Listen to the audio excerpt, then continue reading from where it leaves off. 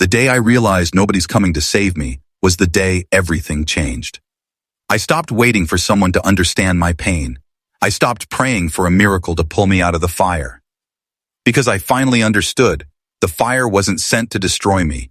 It was sent to forge me.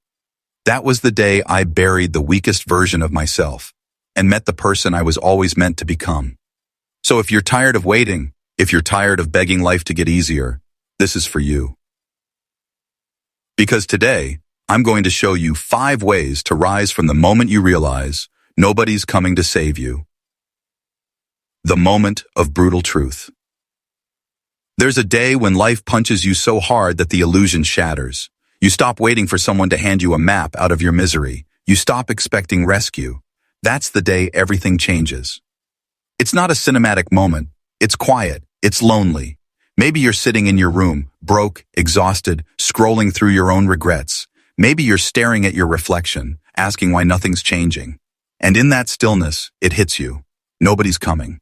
Nobody's going to knock on your door with an opportunity. Nobody's going to fix your health, your mind, or your life. It's all on you. That realization burns because it kills your excuses. You can't play victim anymore. You can't blame your parents, your job, your past, or your luck. You either rise or you stay where you are. That's it. The world doesn't care about your pain, and that's not cruelty. That's reality.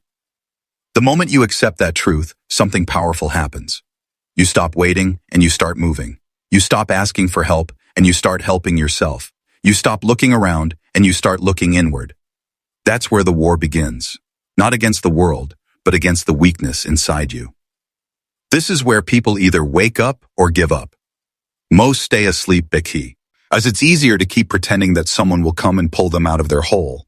But those who face the truth, those who accept that no one's coming, become unstoppable. That realization doesn't make you hopeless. It makes you limitless, because if it's all on you, that means your success, your strength, your peace, your freedom, they're in your hands. You don't need saving. You need action. So when that moment of brutal truth arrives, don't run from it. Stand in it. Let it break you, then rebuild you. That's the day you stop being a victim and start becoming a warrior. 2. Victimhood is a trap. Victimhood feels comfortable because it gives you an excuse. You tell yourself, it's not my fault. Life did this to me. People betrayed me. I didn't get lucky. You build a story that protects your ego, but it also chains your potential. Every time you blame, you surrender power. The truth is, nobody owes you anything. The world doesn't pause for your pain. Life isn't fair, but fairness was never the point. Strength was. The moment you keep telling yourself that you were wronged, you trap yourself in a mental prison where growth becomes impossible. Most people live there forever. They wear their pain like armor and call it identity. They post quotes about self-love and healing, but never do the real work. The ugly, relentless grind that forces transformation. They don't want freedom. They want sympathy. Freedom only comes when you say, enough. Enough blaming, enough waiting, enough pity. When you say, yes, it happened, but I'm not staying here. That's when you reclaim your power. You start to understand that pain isn't your enemy. It's your teacher. It's showing you where you need to grow. Every wound carries wisdom if you stop crying long enough to listen. When you break out of victimhood, you don't become heartless. You become responsive, able. You stop asking, why me? And start asking, what now? That's the shift that changes lives. Because the truth is, the world doesn't respect victims. It respects victors. So stop narrating your tragedy. Start writing your comeback. You don't need a savior. You need accountability. The pain that tried to break you is the same pain that can build you, if you let it. 3. Pain is the path to power. Everyone wants strength, but no one wants to suffer for it. Everyone wants confidence, but no one wants to face their own demons. Pain is the entry fee to greatness. It's the toll life charges for transformation. When you're in pain, you have 2 choices: hide from it or harness it.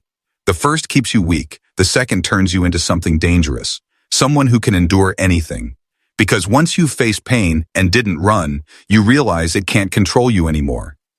You see, pain is information. It's telling you exactly where your limits are. And if you push past them, you grow. But most people tap out the second they feel discomfort. That's why they never change. They confuse being uncomfortable with being defeated.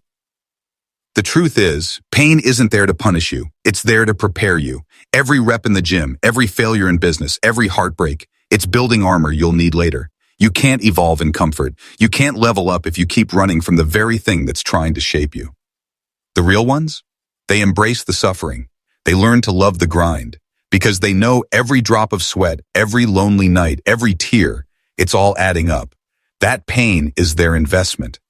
So the next time life hurts, don't look for the exit. Stay in it. Let it carve you. Because one day you'll look back and realize the pain didn't break you. It built you into someone unrecognizable, someone powerful, someone unshakable. 4.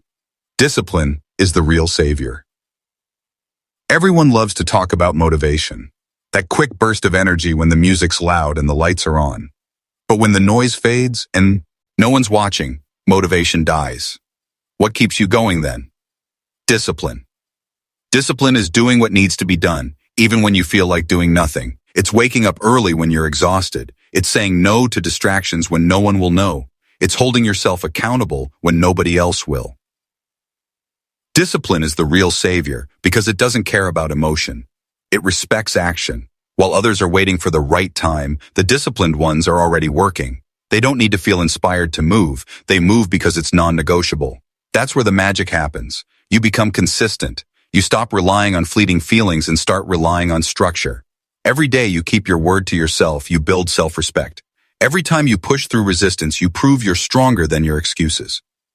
People say discipline is hard, but so is regret. The difference is, one builds you and the other buries you. So you choose, pain of discipline or pain of disappointment. When you start to live disciplined, you become dangerous. Not because you're the loudest, but because you're unshakable. You no longer wait for rescue. You become the rescue. And that's the truth. You don't need motivation. You need rules. You need consistency. You need the kind of discipline that scares your old self, because that's the only way to save your new one. Cheers. Becoming your own hero. Everyone dreams of a hero, someone to believe in, someone to guide them, someone to make it all easier. But real life doesn't work like that. The hero you're waiting for is staring back at you in the mirror. Becoming your own hero means taking full ownership. It means saying, I'm the problem and I'm the solution. It's uncomfortable because it strips away your excuses, but once you accept it, you become unstoppable. Being your own hero isn't about perfection. It's about perseverance. It's about showing up when you're broken, tired, doubted, and doing it anyway. It's about saving yourself over and over, even when no one's watching. When you stop waiting for validation and start validating yourself, you step into real power. You become self-fueled. You stop chasing external motivation because your purpose becomes internal. You know what you want and you know what it costs, and you're willing to pay it daily. The moment you stop looking for heroes, you become one. The moment you stop waiting for miracles, you realize you are one. Every scar you've earned, every failure you've survived, every time you kept going, that's heroism in its rawest form. So if you're still waiting for someone to save you, stop. Nobody's coming. And that's the best news you'll ever hear, because now you can finally step up and become the person you've been searching for all along.